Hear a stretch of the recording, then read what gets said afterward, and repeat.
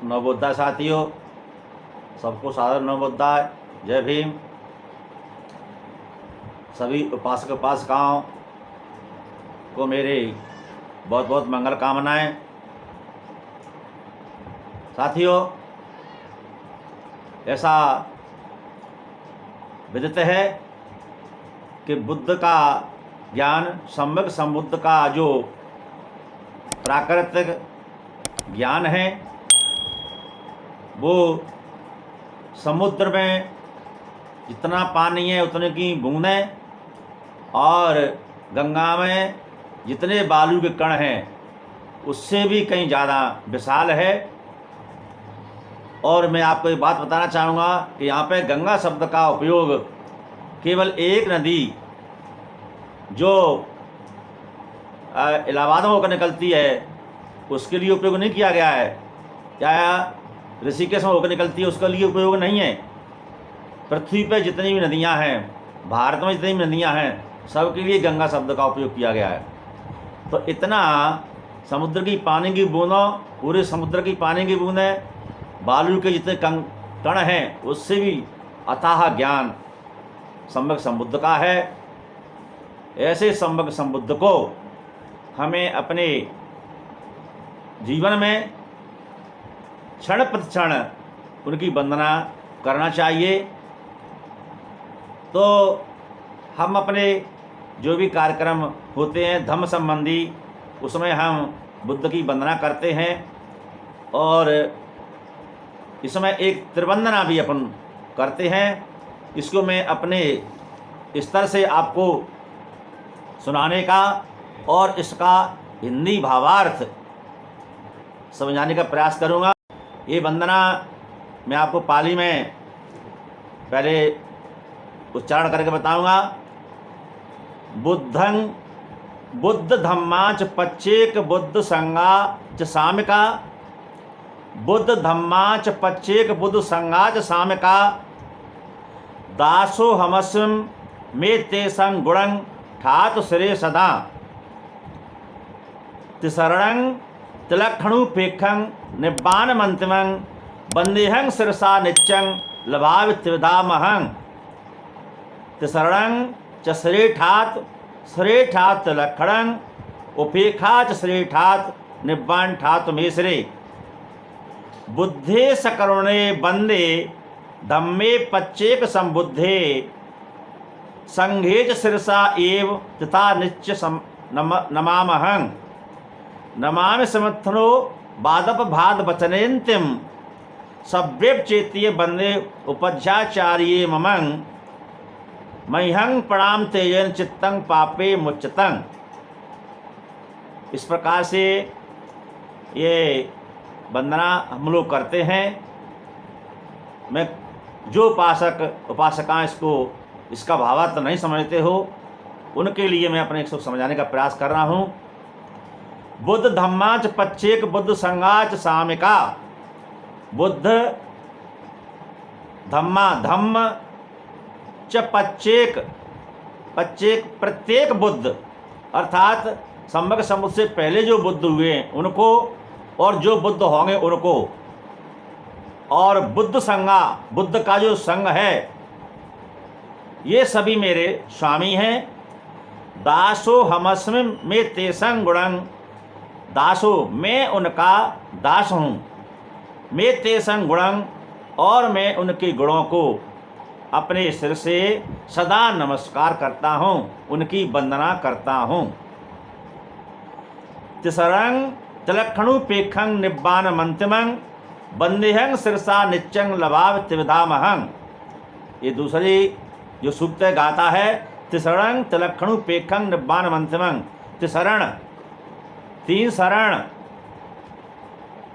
कौन से हैं? तो पहले मैं आपको शरण का भावार्थ समझाऊं कि जो बच्चा को कोई डांटता फटकारता है, उसको कष्ट होता है, उसको भूख लगती है, प्यास लगती है, तत्काल अपनी माँ की शरण में जाता है, वहाँ उसको शांति मिलती है। इसी प्रकार से प्रत्येक मानव को अपने कष्टों के निवारण हेतु ज्ञान प्राप्त करने के लिए कष्टों के निवारण के मार्ग को खोजने के लिए हम लोग बुद्ध की शरण में जाते हैं। इस शरण से तात्पर्य है उनके ज्ञान की शरणागत होते हम लोग। उसका है 3 शरण। बुद्धं शरणं गच्छामि। बुद्ध की शरण से तात्पर्य यहाँ पे सिद्धार्थ गौतम की शरण से नहीं है। बुद्ध ने जो हमको मार्ग दिया है, जो ज्ञान दिया है, हमको उनके ज्ञान शरणागत होना चाहिए, क्योंकि ज्ञान ही मनुष्य को बुराइयों से बचा करके अच्छाइयों की तरफ लेता है, अंधविश्वास पाखंड से बचा करके उजाले की तरफ लेता है, अंधकार मिटता है। इसलिए ज्ञान शरणागत होना चाहिए। ये बुद्ध की शरण का तात्पर्य है। धम्म की शरण से तात्पर्य है धम्म सदाचार है, धम्म नैतिकता है, धर्म शील है। तो इस प्रकार से बुद्ध ने जो हमको शिक्षाएं दी हैं, जो मार्ग दिया है, शील, सदाचार, अष्टांगिक मार्ग, 4 आर्य सत्य, ये हमको आदि मध्य अंत में कल्याणकारी हैं। ये हमारे लिए भी कल्याणकारी हैं, हमारे सामने वाले के लिए कल्याणकारी हैं। इसलिए धम्म की शरण में जाना चाहिए। संघ की शरण से तात्पर्य भिक्षुओं की जमात की शरण से नहीं है कि भिक्षु संघ बैठा है हम उसको वंदना कर यहाँ शरण में चले गए, नहीं। संघ से तात्पर्य वह बुद्धिजीवी वर्ग है जो हमें बुद्ध मार्ग पर चलने के लिए संप्रेरित करे, क्योंकि बुद्ध का एक अनुपम मार्ग है, ये मानव कल्याण का मार्ग है, दुखों को दूर करने का मार्ग है। उस पर चलने के लिए जो हमको प्रेरित करता है, हम ऐसे संघ की शरण में जाते हैं। तिलक्षणुपेक्षं, 3 लक्षण। तिलक्षणुपेक्षं अनित्य, दुख, अनात्म, ये त्रिलक्षण है। संसार अनित्य है, सब कुछ अनित्य है, नित्य नहीं है। संसार में दुख है, लेकिन दुख का मार्ग भी है दूर करने का। अनात्म, संसार में ईश्वर नाम की कोई चीज़ नहीं है। हमारा धम्म आत्मा परमात्मा से अलग है, क्योंकि ये संसार जो चल रहा है ये कार्य कारण व्यवस्था है। तो ये 3 लक्षण हैं, उनकी शरण में हम जाते हैं। तिलक्षणुपेक्षं निब्बाण मंतिमं, और अंतिम निर्वाण, निर्वाण नहीं निर्वाण, अंतिम निर्वाण।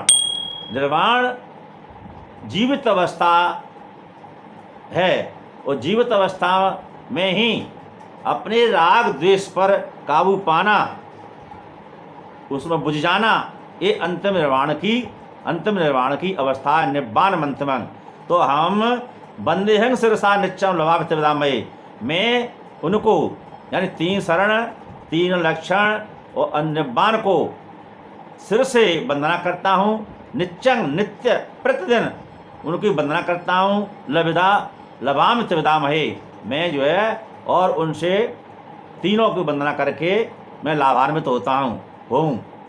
तिसरणं च श्रेष्ठात् तिलक्षणं, यानी अपने सिर से तिसरण की वंदना करता हूँ, त्रिलक्षण की वंदना करता हूँ।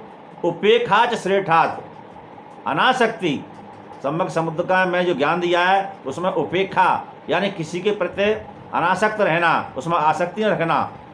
निब्बाण ठात में से और निर्वाण को मैं अपने सिर से सबकी वंदना करता हूँ।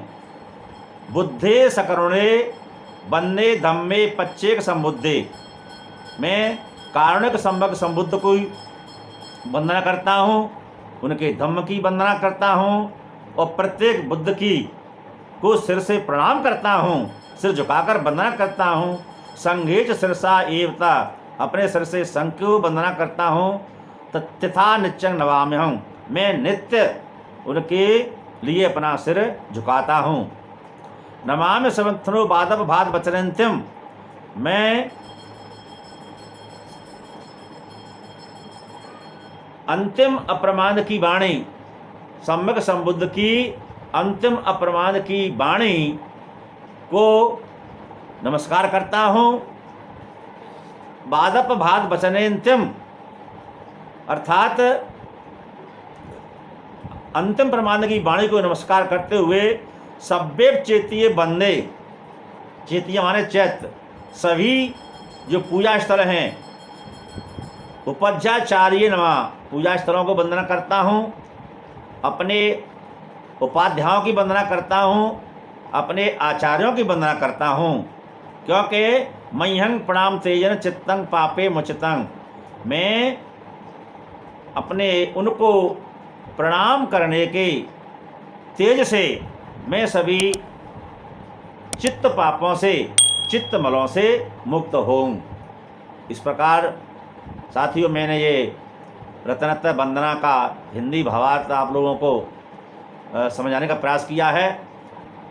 यदि इसमें कुछ और सुधार की आवश्यकता है, आप जरूर करें और मुझे भी कराएं। बहुत बहुत साधुवाद।